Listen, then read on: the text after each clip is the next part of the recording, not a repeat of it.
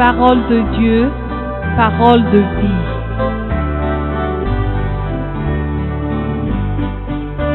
Une émission présentée par la radio Saint-Sienne avec les offices de l'association Tira Sitila Zansara, chant et évangile.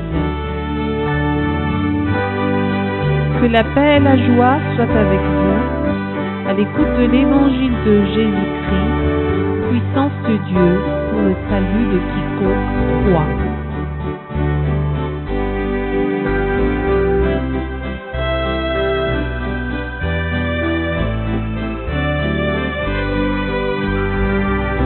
Parole de Dieu, parole de vie.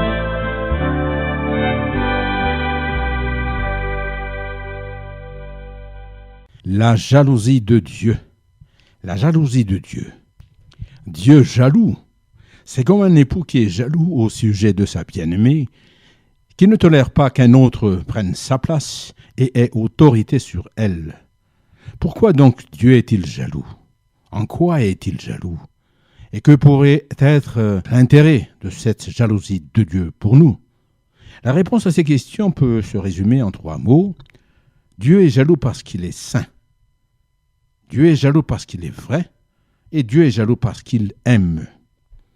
Dieu est jaloux parce qu'il est saint. Il est sans souillure, ni trace d'impureté, et ne peut tolérer l'iniquité, ni le mal, ni le péché devant lui. Le péché, source de pourrissement, de destruction, de mort.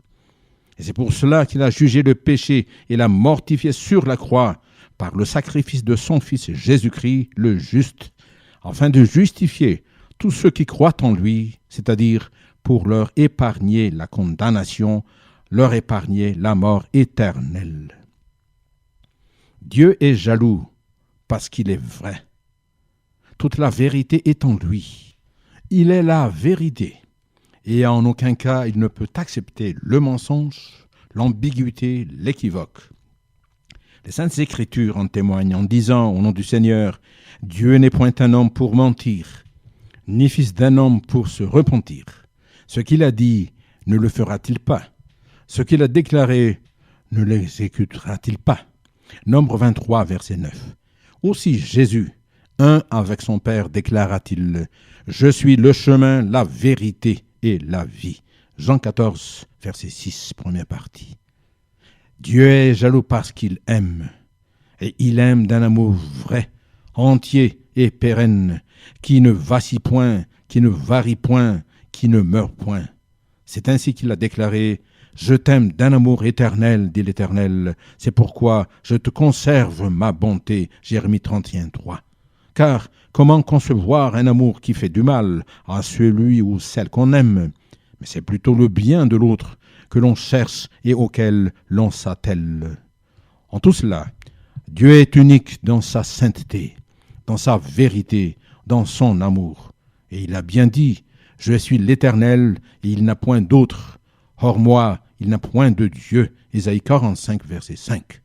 C'est en réalité le prétexte et le signe manifeste de sa jalousie lorsqu'il a affirmé en disant « Je serai jaloux de mon saint nom » Ézéchiel 39, verset 25b. En vérité, il a déjà fait savoir cette jalousie lorsqu'il déclara à Moïse « L'Éternel porte le nom de jaloux, il est un Dieu jaloux » Exode 34, verset 14. Et c'est ce qui explique tout le sens du premier des 10 commandements lorsqu'il ordonna à son peuple d'Israël en disant « Tu n'auras point d'autre Dieu devant ma face » Exode 20, verset 3, « Car je suis l'Éternel, ton Dieu, qui t'a fait sortir du pays d'Égypte, de la maison de servitude » Exode 20, verset 2. De même, cette jalousie de Dieu est le fondement du premier grand commandement, selon qu'il est écrit « Tu aimeras l'Éternel, ton Dieu, de tout ton cœur, de toute ton âme et de toute ta force, selon Deutéronome, verset 5 du chapitre 6. Et c'est ce que Jésus, d'un même esprit, avec le Père, répondit à l'un des pharisiens, docteur de la loi, qui lui demanda pour l'éprouver, « Maître, quel est le plus grand commandement de la loi ?» Le Maître Jésus répliqua, « Tu aimeras le Seigneur ton Dieu de tout ton cœur, de toute ton âme et de toute ta pensée. » Matthieu 22, versets 36 et 37. Quel est alors l'intérêt de la jalousie de Dieu pour nous hommes pécheurs? A priori, la jalousie de Dieu ou le caractère jaloux de Dieu inspire indubitablement la crainte et devrait inciter à le fuir, à l'éviter, car qui oserait tenir debout devant sa sainteté, devant l'éclat de sa gloire, lui-même ayant recommandé de se munir de précautions dans tout rapport avec lui en disant « Vous vous sanctifierez et vous serez saints, car je suis saint ». Lévitique 11, 44. Et c'est tout le sens de l'effroi éprouvé par Ésaïe lorsqu'il se tenait devant la face de Dieu et s'éclatait « Malheur à moi, je suis perdu, car je suis un homme dont les lèvres sont impures. J'habite au milieu d'un peuple dont les lèvres sont impures, et mes yeux ont vu le roi, l'Éternel des armées. » Ésaïe 6, 5. Qui peut donc débattre avec le Seigneur de sa vérité et mettre en doute l'infaillibilité de ses dires et l'intégrité de sa justice, selon qu'il est écrit « Et quoi, si quelques-uns n'ont pas cru, leur incrédulité anéantira-t-elle la fidélité de Dieu? Loin de là. Que Dieu, au contraire, soit reconnu pour vrai et tout homme pour menteur, selon qu'il est écrit « Afin que tu sois trouvé juste dans tes paroles et que tu triomphes lorsqu'on te juge. » Romains 3, versets 3 et 4. Qui peut enfin mettre en doute l'incommensurabilité, la transcendance de l'amour de Dieu qui a fait dire à l'apôtre Paul dans son épître aux Éphésiens « Au nom du Seigneur, à cause de cela, je fléchis les genoux devant le Père, afin qu'étant enracinés, fondés dans l'amour, vous puissiez comprendre avec tous les saints quelle est la largeur, la longueur, la profondeur et la hauteur, et connaître l'amour de Christ, qui surpasse toute connaissance, en sorte que vous soyez remplis jusqu'à toute la plénitude de Dieu. » Éphésiens 3, versets 14, 17 à 19. Et c'est justement cet amour de Dieu qu'il défend avec jalousie, qui assure le salut pour le pécheur. En sorte, et de manière tout à fait contradictoire à notre entendement, cette jalousie de Dieu contribue à notre bien et œuvre pour notre salut. C'est la folie même de Dieu, dirons-nous, que d'aimer le pécheur jusqu'à donner son Fils unique pour le sauver au prix de sa vie, selon qu'il est écrit au nom du Seigneur, car lorsque nous étions encore sans force, Christ, au temps marqué, est mort pour des impies. À peine mourrait-on pour un juste, quelqu'un peut-être mourrait-il pour un homme de bien. Mais Dieu prouve son amour envers nous, en ce que, lorsque nous étions encore des pécheurs, Christ est mort pour nous. Romains 5, versets 6 et 8. Voilà, chers amis, la jalousie d'amour de Dieu, un amour qui dépasse toutes les limites de la compréhension humaine et qui va bien au-delà de notre intelligence, comme Paul, l'ancien persécuteur des croyants, glorifie en ces termes au nom du Seigneur. Or, à celui qui peut faire, par la puissance qui agit en nous, infiniment au-delà de tout ce que nous demandons ou pensons, à lui soit la gloire dans l'Église et en Jésus-Christ, dans toutes les générations, au siècle des siècles. Amen. Éphésiens 3, versets 20 et 21. Ainsi, ce que nous avons coutume d'appeler la transcendance de Dieu, laquelle est une pierre d'achoppement pour ceux qui ne croient pas, du fait que cela dépasse les frontières de leur vue et de leur pensée, cela devient source de grande et infinie bénédiction pour ceux et tous ceux qui croient et qui font confiance en la jalousie de Dieu pour les bénir et pour les protéger. Car vient le jour où Dieu fait la différence, selon qu'il est écrit au nom du Seigneur. « Vos paroles sont rudes contre moi, dit l'Éternel. Et vous dites, qu'avons-nous dit contre toi ?» Vous avez dit, c'est en vain que l'on sert Dieu. Qu'avons-nous gagné à observer ses préceptes et à marcher avec tristesse à cause de l'Éternel des armées? Maintenant, nous estimons heureux les hautains. Oui, les méchants prospèrent. Oui, ils tentent Dieu et ils échappent. Alors, ceux qui craignent l'Éternel se parlèrent l'un à l'autre. L'Éternel fut attentif et il l'écouta. Et un livre de souvenirs fut écrit devant lui pour ceux qui craignent l'Éternel et honorent son nom. Ils seront à moi, dit l'Éternel des armées. Ils m'appartiendront au jour que je prépare. J'aurai compassion d'eux, comme un homme a compassion de son fils qui le sert. Et vous verrez de nouveau la différence entre le juste et le méchant, entre celui qui sert Dieu et celui qui ne le sert pas. Malachie 3, versets 13 à 18. Car voici le jour vient, ardent comme une fournaise.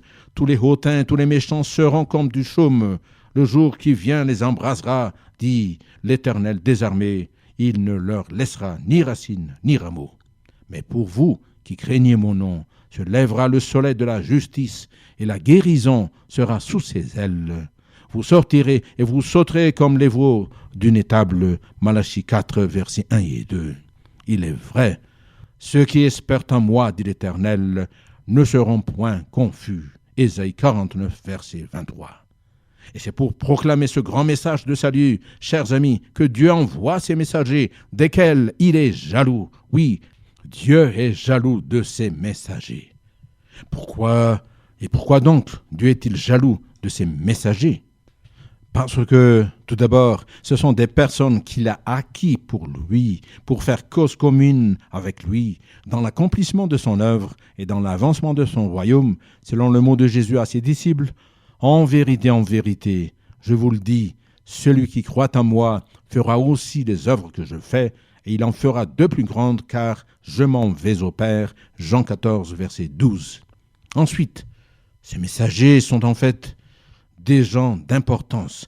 Ce ne sont pas des gens quelconques, si nous pouvons ainsi parler, mais des personnes qui ont été choisies délibérément par Dieu entre plusieurs, sanctifiées par la vérité de sa parole et par l'onction du Saint-Esprit, façonnées et enseignées directement par lui, éprouvées quant à leur foi, afin d'être trouvés comme des collaborateurs fidèles à ses yeux et fiables en lui, et qui dispensent droitement la parole de la vérité, la parole de Dieu, selon 2 Timothée 2, verset 15. Puis, Dieu aime vraiment et est jaloux des personnes qu'il envoie pour proclamer sa parole, pour la raison qu'il les a faites témoins de son nom et de son œuvre, et de sa vérité, bien sûr. C'est selon les propos de Jésus qui disait « Vous aussi, vous rendrez témoignage parce que vous êtes avec moi dès le commencement ». Jean 15, verset 27. Ainsi, Dieu a vraiment consacré pour lui ceux qu'il envoie pour porter son message de salut. Il en a fait des instruments choisis qu'il a revêtus de gloire, même s'ils sont des ouvriers inutiles, comme on dit. La raison pour laquelle Dieu les a appelés étant de la plus grande importance, car c'est celle de porter le message du salut de Dieu pour tous les hommes. Aussi, ils ne peuvent se taire. Car s'il leur arrive de se taire, ce sera la voix de Dieu elle-même qui se taira, et ce sera la source de mort et de lourds préjudices pour la vie de plusieurs et pour celle du monde entier, selon Ésaïe 62, 6, Ézéchiel 3, 18 et 20. En résumé, les messagers de Dieu sont des personnes avec lesquelles il a conclu une sainte alliance. Il a fait d'eux des témoins pour refléter sa gloire et des bouches pour transmettre son message. Il leur a donné une grande promesse qui dit « Voici, je suis avec vous jusqu'à la fin du monde, dit Jésus, dans Matthieu 28, verset 20, deuxième partie. » Ce qui signifie, selon l'interprétation, que c'est Dieu lui-même qui prend leur parti et qui ne les délaissera jamais, tel qu'il l'a déjà fait à l'égard de ses serviteurs d'antan. Et même s'il y a des oppositions qui viendront à leur rencontre à cause de la vérité qu'ils proclament et à cause de l'exécution de la volonté de Dieu à laquelle ils se soumettent, c'est Dieu en personne qui sera à leur côté et qui combattra leur combat selon qu'il a promis, au nom du Seigneur, « Je serai l'ennemi de tes ennemis et l'adversaire de tes adversaires » Exode 23, verset 22b. Et tes murs seront toujours devant mes yeux, selon Ésaïe 4, verset 16, deuxième partie. Pour cela, Dieu donne une garantie sûre pour encourager tous ceux qui accomplissent sa volonté et font son travail, selon qu'il est écrit « Sachez que votre travail ne sera pas vain dans le Seigneur » 1 Corinthiens 15, verset 58, deuxième partie, « Et vous ne serez ni honteux ni confus jusque dans l'éternité » Ésaïe 45, verset 17, deuxième partie. Eu égard à tout cela, il n'est pas étonnant que Dieu soit jaloux vis-à-vis des messagers qu'il envoie. Pour conclure, chers amis, chers auditeurs, la parole du Seigneur est claire. Dieu est un Dieu jaloux et est jaloux particulièrement de notre salut. C'est à cette fin qu'il a choisi et envoyé ses serviteurs pour nous apporter son message d'amour, message de délivrance, de réconciliation et de communion éternelle avec lui. Dès lors, Jésus affirme à leur rencontre, « Celui qui vous reçoit, me reçoit. » Matthieu 10, verset 40. Première partie. C'est comme s'il assimile ses serviteurs à lui-même, mais cela veut dire surtout que les envoyés de Dieu ne sont pas seuls à faire leur route, car Dieu qui les a appelés et envoyés est avec eux et toujours avec eux, pour eux, et se porte garant d'eux, selon Matthieu 28, verset 20. L'enseignement pour nous est le suivant. Dans la mesure où les envoyés de Dieu ont été oints par lui, sanctifiés par lui, façonnés par lui, pour être dignes de confiance, c'est-à-dire pour être des gens éprouvés, chers auditeurs, chers amis, prenez garde à ne pas les mépriser. Plutôt, écoutez-les et croyez ce qu'ils disent de la part du Seigneur, et vous vivrez. Au nom du Seigneur Jésus, pour la gloire de Dieu, le Père, le Fils et le Saint-Esprit. Amen.